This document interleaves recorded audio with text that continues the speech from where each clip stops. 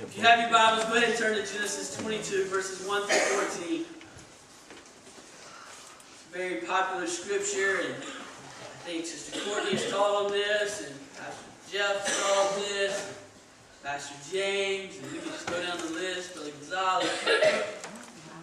But as I was reading devotion this week, this came to my mind, and I wanted to bring it to you this morning as we begin our series, Created to Worship.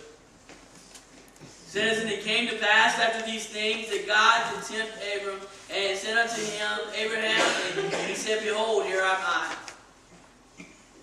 Church, don't you realize when God's called us, we just need to say, I'm here. Amen. Some of you this morning, God has called you, and you lifted your hands and said, I'm here, God. I'm here. God is calling you this morning. And you need to call back out to Him and say, here I am.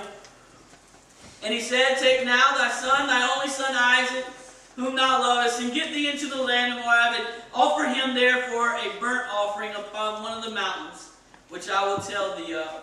And Abraham rose up early in the morning, saddled his donkey, and went and took two of his young men with him, and Isaac his son, and cled the wood for the burnt offerings, and rose up and went unto the place of which God had told him of.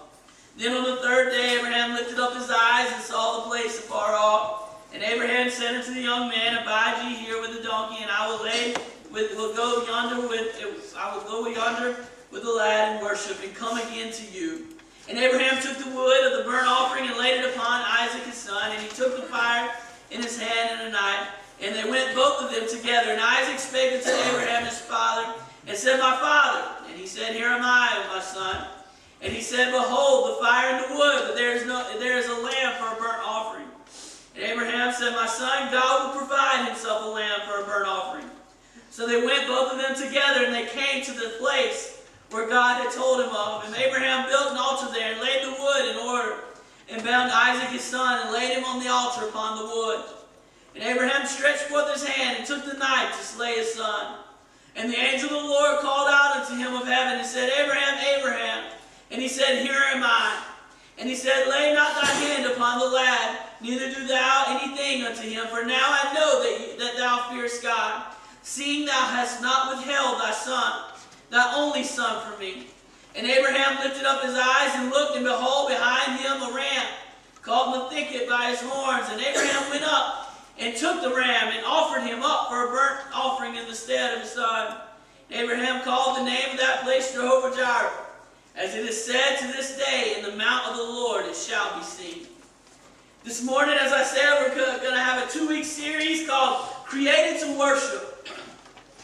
The word worship is defined by the Merriam-Webster Dictionary as the act of showing respect and love for a God, especially by praying with another person or other people who believe in the same God, or the excess admiration for someone. Another dictionary said worship means the reverence or devotion for a deity. Worship came from an Anglo-Saxon word that means worship, or ascribing worth to a person or object. You see, when we worship God, we're saying God is worthy of all my love. But you see, the problem is we run into a lot of times that we worship other things instead of God. We put our love into these other things instead of God. We put our love into a hobby or a job or a family, and those things are not bad, but when you put those before God, when you love them more than you do God, then you're committing a sin, because now you're not putting all your love for God. All your devotion, all yourself to God. You see, when we worship God, as I said, we're giving Him all the worthy, all our attention, all our devotion. He is worthy to receive all that I can give Him. The first time worship is used in the Bible is in verse 5, when Abraham told his young man to stay here, and him and Isaac were going to worship. When I studied, I found out this means to bow down to. I mean, do you realize something we bow down to is because we're saying that is more worthy than we are, or more inferior than we are? We bow down to it. I love it. Because, listen, church, the reason why I've always wondered, why do we have to get on our knees to pray, right? Now, some of us can't get on our knees to pray, right? I know we all have some of us have bad knees, some of us have bad, but why do we bow down to worship? Why do we bow down to pray? Because we're showing God, hey, I'm not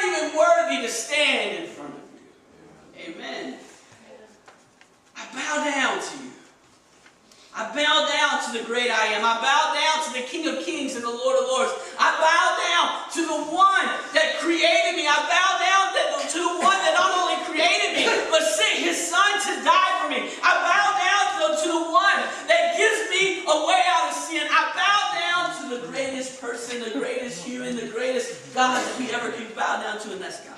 Amen. Because He is worthy of all my praise. Amen. I don't think you realize that. He is worthy of all my praise. I just get excited. Worthy of my praise. Yeah, amen. Because, listen, church, worship is about giving yourself over. Worship is about giving everything that you have over to Him. Now, it sounds, we can say that a lot, but do we do it? We give everything over to Him. I mean, everything. You see, when you start looking at the dictionary of everything, it means everything. Everything. I got a friend, it's amazing. Her life got saved. She lived in a lifestyle. She actually was a lesbian. And God came to her room and showed her and convicted her that she was wrong. And she was bodybuilding. And when she was bodybuilding, God came to her. And in a weird way, they told her that she had to wear high heels. And she had never wore high heels in her life. And God came to her and said, she put the high heels on her foot because she did all this training. And she said, hey, if I'm done all this training, I'm going to go through the competition, right? I've not ate good food. I've been working out, doing all this thing. And she put the high heels on her foot, and God spoke to her right there and said, see, I created you as a woman. And at that moment, she got saved and changed her whole lifestyle right there at that moment. But she told me and my wife, and I thought it was so awesome. Do you know, every morning she gets up and she looks at the mirror and says, God, does this bring you glory? Whatever she puts on, she goes to the mirror and says, God, does this bring you glory? Whatever clothes, because she realized that true worship means to give everything. That means even if it's the clothes on my back, if it don't bring you glory, God, then I'm not wearing it. If the words out of my mouth does not bring you glory, God, then I'm not speaking it. If the songs that I listen to is not bringing you glory, God, then I'm not listening to them. If the shows that I'm watching, God, is not bringing you glory, I'm not doing it. If the places I'm going is not bringing you glory, then I'm not going. Church, that's what true worship is all about. Worship is giving your whole self, everything that you have, your family, your house, your job, your car, your bed, your clothes, giving it to God and saying, God, it's yours, you entrusted me with it, and I give you the praise and the honor for everything that I have. That's what worship's all about. Worship's a time where we give everything to Him because He is worthy. In the New Testament, worship comes from a word that means to kiss the hand in a token of reverence, which is an image of absolute love and complete trust and devotion. With that being said, a lot of people really don't understand what worship is. People think it's only done in church, but church, that's totally wrong. Amen. First of all, if you think this is the church, you messed up anyway. Amen. Because this ain't the church, this is just a building, amen. You the church, amen. You a traveling motorhome church, amen. You either got 2 legs, 1 leg, a wheelchair, but you a traveling church, amen. I love Brother Brandon. He can move in the wheelchair a lot faster than I can walk. So he can go a lot to more people than I can. He's a mobile church, amen. Amen. We're going to put him a little motor on here so he can reach more people, amen. But we are a church. We are a mobile church. And that means that worship don't only happen in this building. Amen. That means worship don't happen when we sing freedom is here. Amen. That doesn't mean that worship don't happen when we sing Holy Spirit. Worship happens when you wake up and get out of the bed. Amen. Worship happens when you brush your teeth. Amen. Worship happens when you go through McDonald's drive-thru and they're not having a good day. Amen. Worship happens when you get in your car and your car is broken down. Amen. When there ain't no music playing at all, that's when worship happens. Because that's when, listen church, don't think you can come and worship for 2 hours and you'll be set. That's right. Amen. I was talking to somebody the other day. Do you realize that we are only in church about 4 hours a week? And some people think that can get them by. Amen. Well, I went to church for 2 hours. I slept for 30 minutes of it, but hey, I went to church. But I was there, just going to make it through the week. Do you realize, church, that worship happens in your home? In your car? At your job? Listen, some of us say, well, why ain't the building on fire for God? Well, did you worship during the week? Oh, Jesus. Did you worship in the bad times and in the good times? You worship all the time. That's what worship is all about. That's what we were created for. People think it's only done in church by going and sitting quietly while religious exercises are conducted. Some people think that worship is singing. Some think it's preaching. Some think it's testifying. Some think it's shouting. But church worship is more than that. That is why this morning we're going to look at some qualities of what true worship is all about. We're going to look at Abraham and what he did and really realize what worship is all about. The first quality of true worship is obedience. Amen. That's a hard word, right?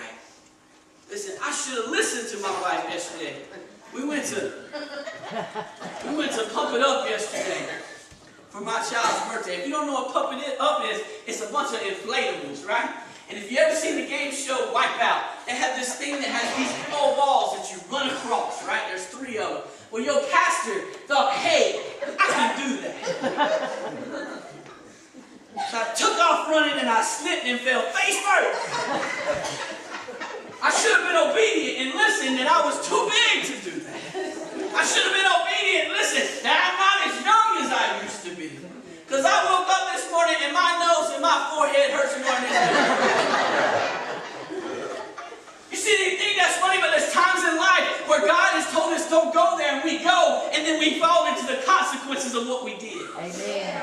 There's times in our lives when God says read the Bible and we don't, and then we can't understand why we're not getting the blessings of God anymore. There's times in our life when God calls us to be helpful, to serve, to go, to worship, to do all these things, and we don't even obey Him, and then we get mad at God because something happens in our life. You see, if you want to worship, you got to be obedient to God. Amen. You got to listen to Him. See, Abraham realized that. You see, in Genesis 22 and 3, it says Abraham rose up early in the morning. Some of us can't wake up at 12 o'clock in the afternoon. He rose up early in the morning, and he sat on his donkey and took 2 of his young men with him, and Isaac his son, and he got the wood ready for the burnt offering, and he rose up and he went into the place of which God had told him to do. He didn't complain. He did what God told him to do. Amen. You know, sometimes God tells us to do something, and our first question to Him is why. Abraham didn't ask why, he just did. He just did. You see, church, we've got to be obedient to Him.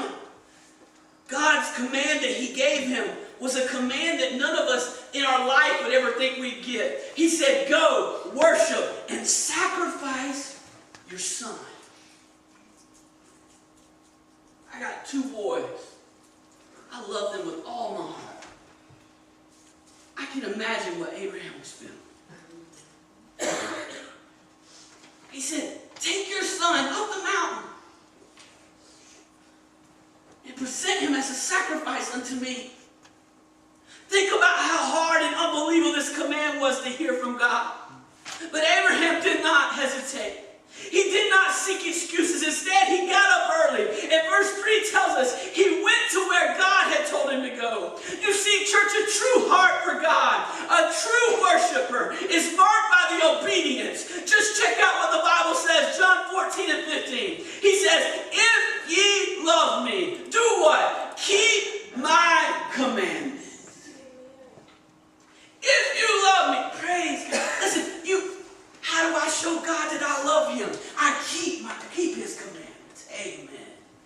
Look at this next scripture. Go ahead and go to the next one, Brother Michael. Go ahead and change it. It's John 14:21. He says, he that hath my commandments and keepeth them, he is that loveth me. And he that loveth me shall be loved by my Father. And I will love him and will manifest myself to him. Some of us wonder why we can't feel that spirit inside of us. I love it. Brother Gonzalez asked you if you were excited. Some of you went, woo! Some of you got excited. You know the reason why we have that excitement inside of us? Because we obeyed God this morning. We woke up. We came to church. We listened to His word. We're excited. We're expecting God to do something great. And because of that, we realize that God manifests Himself inside of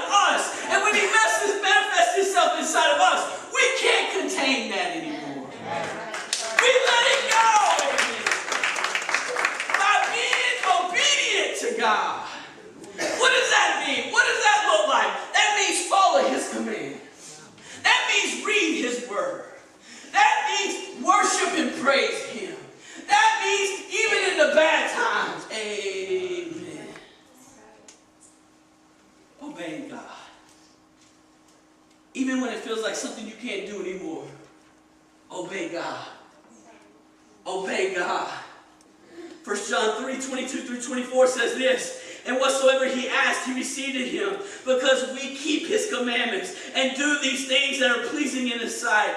And in his commandment, that we should believe on the name of the Son, Jesus Christ, and love one another, as he gave us commandment. And he that keepeth his commandments dwell in him, and he in him. And hereby we know that he abideth in us, by the Spirit which he hath given us. 1 John 5:2-3 says this, by this we know that we love the children of God, when we love God and keep his commandments. For this is the love of God, that we keep his commandments, and his commandments are not grievous.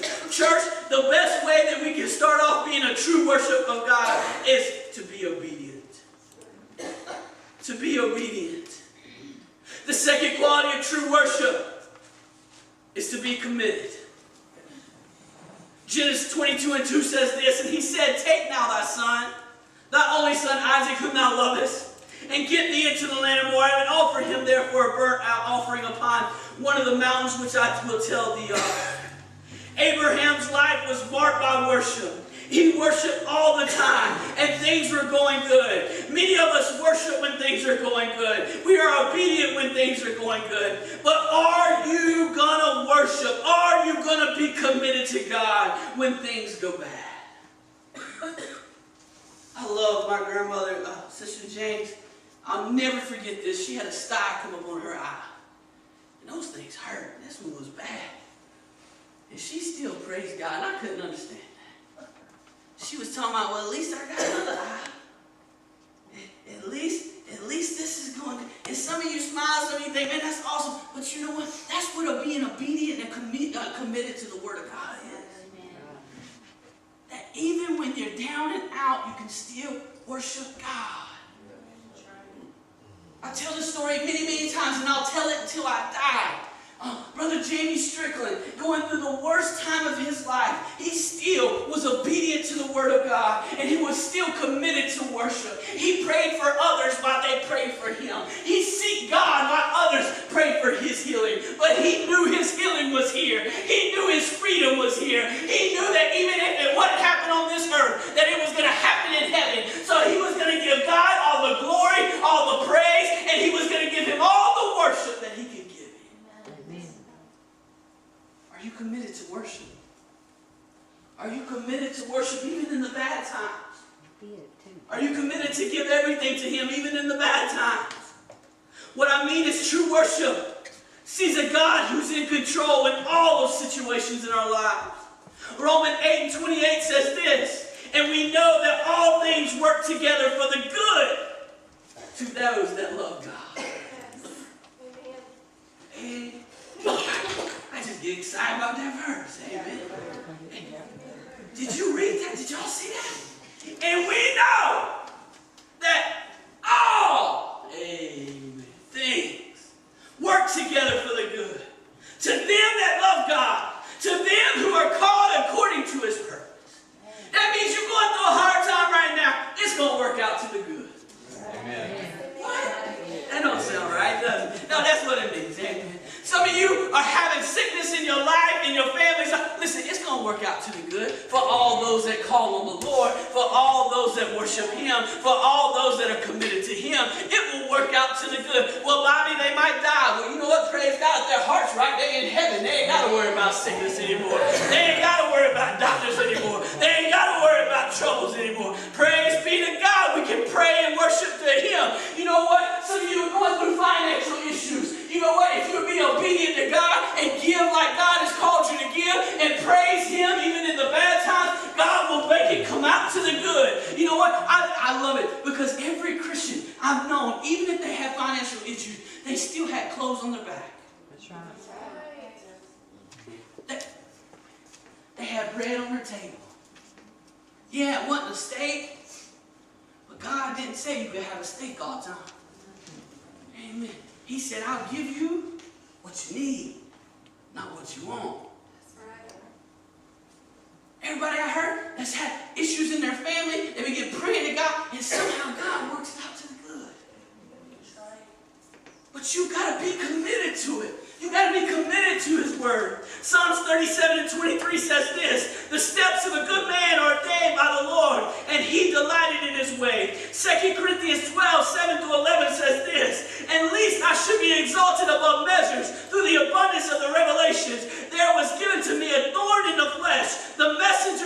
Satan took over me, lest I should be exalted above measure. For this thing I besought the Lord this, that it might depart from me. And he said unto me, my grace is sufficient for thee, for my strength is made perfect. Amen. In your weakness. In your weakness is strength. In your weakness is strength is made perfect. True worship says that I may be weak, but he is strong. Amen.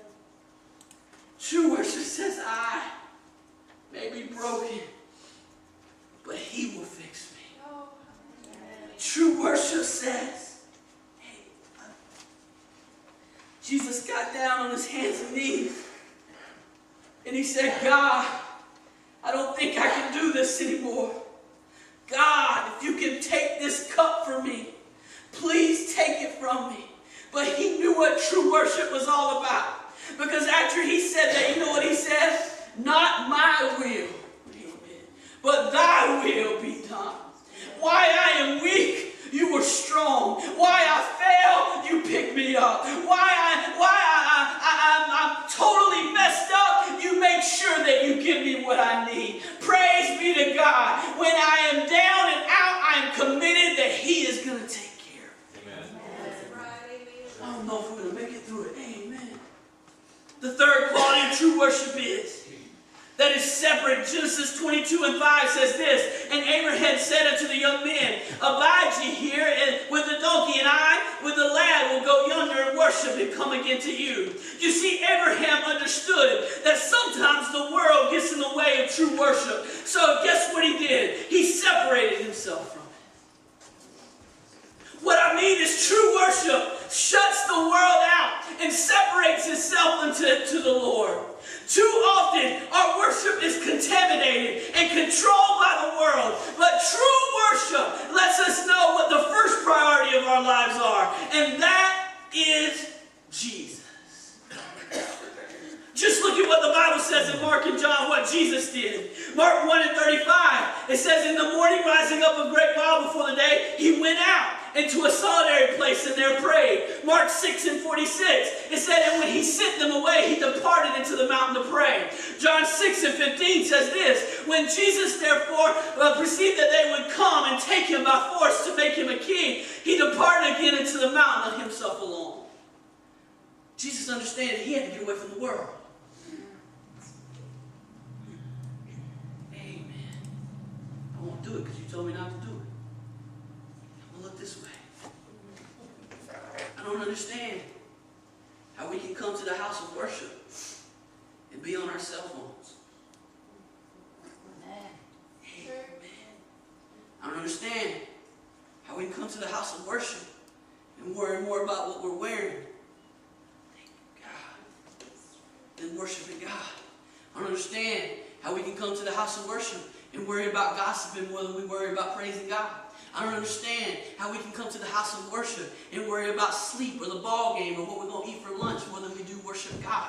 Listen, church, if you're not spiritual fed, it don't matter how much physically fed you are, you're not going to be where Jesus calls you to be. I don't understand how we're too busy talking about one another instead of worshiping God in the house of worship. I don't understand how we're so busy with everything else in this world instead of worshiping God. Amen. The Bible always said, you know what they began to do when they wanted to worship God? They separated themselves from the world. Jesus separated. Listen, church, you might not can go to another classroom. You might cannot go outside the doors. But listen, if you take the world and say, hey, I'm not bringing it into the house of God. I'm not bringing it in this place. If somebody got to call me, they can wait. If somebody got to text me, they can wait. Facebook can wait. Twitter can wait. My makeup can wait. My hair can wait, my clothes can wait, my everything can wait, because I'm here to give worthy and praise to God. I'm here to give him all the glory. And we can separate ourselves from the world. Stop worrying about what the person on the other pew said about you, and start worrying about what God is saying about you. Amen. Stop worrying about what you look like. Listen, if they won't worry about what you look like, then praise be to God. They ain't going to be where you're going to be. That's right. You can imagine up in heaven, they're like, oh, did you see what she wearing over there? Jesus, a holy smack them.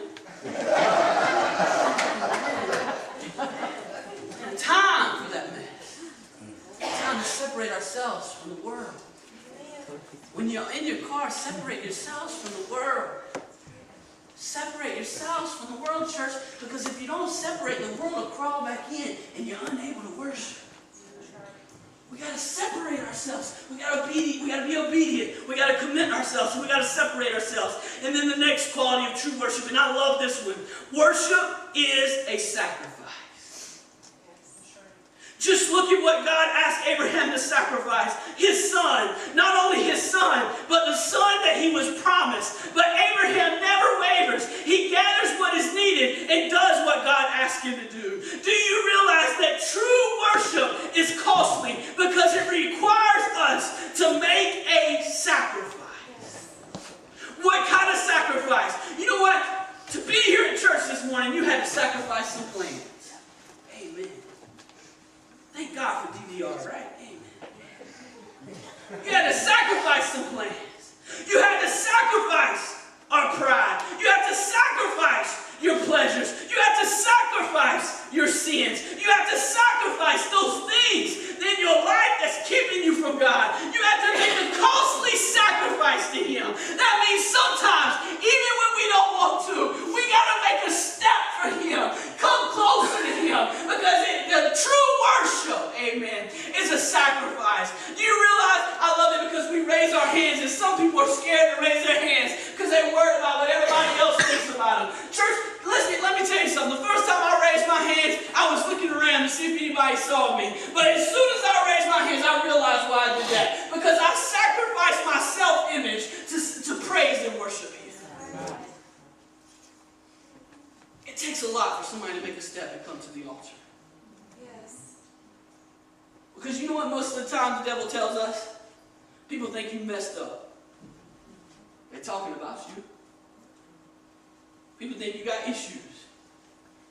Well, I want to go ahead and let you know. We all got issues. Amen. I'm your pastor. I got issues. My wife just said, that was the loudest amen my wife had. We all got issues. We all got problems.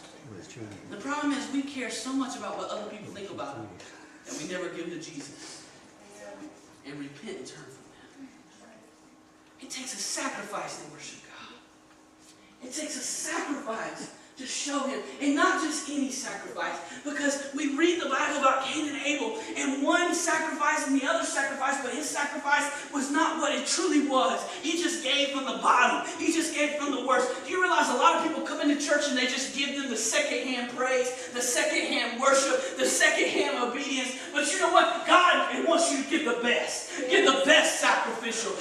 Listen, He wants the pure lamb. He wants the white lamb. He wants the healthy lamb. He wants the healthy worship. He wants the healthy praise. He wants the healthy obedience. He wants the one that says, listen, even if it hurts, I'm going to sacrifice and I'm going to worship God.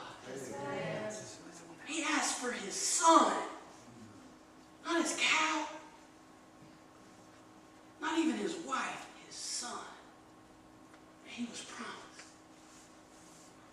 Worship comes with a sacrifice. Sacrifice.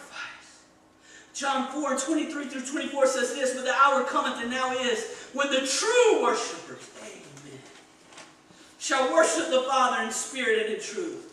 For the Father seeks such to worship Him. God is a spirit, and they that worship Him must worship Him in spirit and in truth. Romans 12:1-2 says this, I beseech you therefore, brethren, by the mercies of God, that ye present your body as a living sacrifice, wholly acceptable unto God, which is our reasonable service. And be not conformed to this world, but be ye transformed by the renewing of your mind, that ye may prove that this is good and acceptable and perfect will of God. Church, God calls you to be a living sacrifice to Him. Before we get to the fifth one, I want to tell you this is amazing.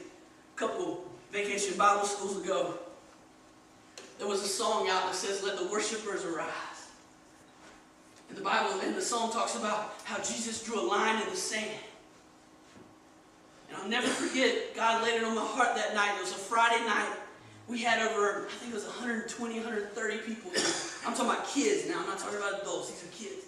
And I took God told me to take a piece of duct tape and go right down the middle of the aisle. And we took a piece of duct tape and went right down the middle. And we said, hey, church, and we told the kids, oh, this is what you need to do. You need to give your life to God. And when you give your life to God, you need to stand up and worship Him. Put that piece of tape down, we begin the song. I'm not mistaken, it was 90 kids. 90 kids stood up and crossed that line. I'll never forget, a mom told me a week later, they said, I don't know what you did, but my son came to me and said, listen, he did something wrong. He came and he said he's had to ask for forgiveness for that because he gave his life to Jesus. So you say, well, Bobby, what does that mean? They made a sacrifice by crossing the line. All their other friends was watching them, but they said, hey, I'm going to stand up. I'm going to cross that line. 90 kids gave their life to God. What are you willing to sacrifice? Which leads us to the fifth. The last quality of true worship is you got to be secure. You see, when Abraham did not know what was going to happen, but he went up that mountain expecting a miracle, and guess what he got? A miracle. What I mean is he knew that his worship would not be in vain. True worship does not understand all the lies. It is not pleased with every twist in the road. True worship gives itself to God in spite of the things it cannot comprehend. And it bows before Him in the face of everything. True worship knows that it's an earthly expression and is merely practice for what will be perfect in heaven. True worship bows before God because it realizes who God is, what God has done, and where the road of faith will end up. True worship knows that the real miracle is that it is always allowed to worship in the first place. See, church, true worship is not about what you can get out of Him, but what you can give to Him. I heard somebody say the other day, and I don't know about you, you might have asked this question, and that's okay, because I had the same thing. Somebody asked somebody to come to their church, and they said, well, what can that church do for me? What do they have for me? You ever been asked that? What do they have? Do they have? I had somebody ask me if we had a basketball team. And I told them no, and they said, well, do you have cheerleading? And I was like, well, if we don't have a basketball team, I don't have cheerleading, but anyway. But what can we do? What can you do for us? And I got to pray about that, and that's great, because we need to have ministries for people, and that's awesome. But the question is, what can God do through you? Not what can He give you, but what He can do through you. Not what He can provide for you, but what He can do through you. What He can do through your life. Yes. Yeah, listen, He'll give you blessings. He's blessed every single one of us. If you don't believe it, go like this. He's just blessed you with bread. And tap your toe a little bit. He just blessed you. Wiggle your fingers a little bit. He just blessed you. But it's not about what the blessings He can give you. It's about what He can do through you. Yes. Do you realize that your worship can reach more people than you ever thought it could reach? Do you realize just by worshiping, by sacrificing, by being obedient, by following Him, by being committed, by sacrificing Him, guess what? God can do many and mighty things for each and every one of you. Each and every one of you. I know this for a fact. Because for a long time I asked, what could you do for me, God? And God said, listen, just let me work through you. Because see, when He works through you, it doesn't matter what He can do for you, it's what He can do for others. Because you realize it's not about you anymore, it's about Him. It's all about Him. It's all about Him. It's the reason why we let Him move through us. So I ask you this morning to ask your neighbors,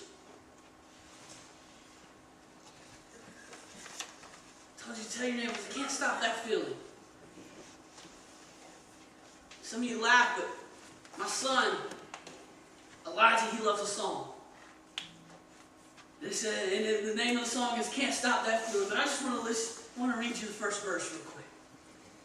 It says, I got this feeling inside my, I'm not going to sing it. I got this feeling inside my bones. It goes electric, wavy when I turn it on. And if you want it inside your soul, just open up your heart. Let music take control. Well, he was singing that the other day, and he's really excited about it. If you pull up beside my car and he's yelling that song out. He got his eyes closed, and he's just going. And he's dancing. But I got to think about it the other day as he was doing that, and as he was so excited about it, I got to think about this. You know, worship is inside your bones. God breathed life into you. He breathed it into you. It's in your bones. He created you to worship. You're going to worship something, Brother G. Amen. Some of you are going to get this right now. It's going to be great. It's already in your body. It's already in your soul. It's in your bones. And it's just shaking, ready to be let go. But all you got to do, amen, is you wanted to let it take over. You open up your heart and you let Jesus come in. Praise God. And you can't stop that feeling, because when Jesus is in the house, worship comes out. Amen. When Jesus is in this place, God's going to move in a mighty way. When you let Jesus shake in your bones, when you begin to be obedient to Him, when you begin to sacrifice to Him, when you begin to be committed to Him, when you begin to separate the world from Him, when you begin to really have security in Him, then you realize you can't stop it anymore. You just want, as the song says, dance, dance, dance. You want to worship, worship, worship. You want to give Him all the glory, all the praise, all the honor. It ain't time when the band comes up here, because you worship Him when you get out of the car, amen. You praising Jesus when you step through the door, amen. You praising God in the Sunday school room. You praising God when they're giving you announcements. You praising God when they start the music. You praising God while the preacher is preaching, because you realize that worship is inside of you and you've let God take control. You created to worship, church. You created to worship. So I get excited when God gives me things like that. Some of you looking at me like I'm crazy, but as my son's singing that, I turn around and I begin to preach to him. I tell you, amen, God's in your bones. He's giving you life. So it's time to worship, worship, worship. Church, it's time to worship. Praise band comes on now. I'm not going to call it in the worship team anymore. Because the worship team is every one of you. Amen. Probably not going to call it praise team anymore, because you should be praising anyway. We're just going to call it team. Church, we've got to get back to a style of worshiping. Our mission here at Restoration Chapel is to be a Jesus-centered, Spirit-led, community-minded church that serves our community to help restore the knowledge and works of God. Do you know the best way you can do that? You worship God. Worship Him in the morning, in the afternoon, worship Him in the evening, and as the little song goes, underneath, we worship Him all the time. How do we do that? We be obedient to Him. True worship starts with obedience. After we're obedient to Him, then we've got to realize we've got to be committed to it. Even when the bad times come, even when the good times come, we got to be committed to it. Then we got to realize that we got to be separate from the world. We can't be a part of this world anymore. We're in the world, but we're not a part of this world. Then we got to realize it takes a sacrifice. That means if people talk about you, it's okay. Amen. That means if people look at you funny, it's okay. I'd rather be called a Jesus freak than die and go to hell. It takes a sacrifice. But then it takes a security that says, it's all about God. Are you ready to worship?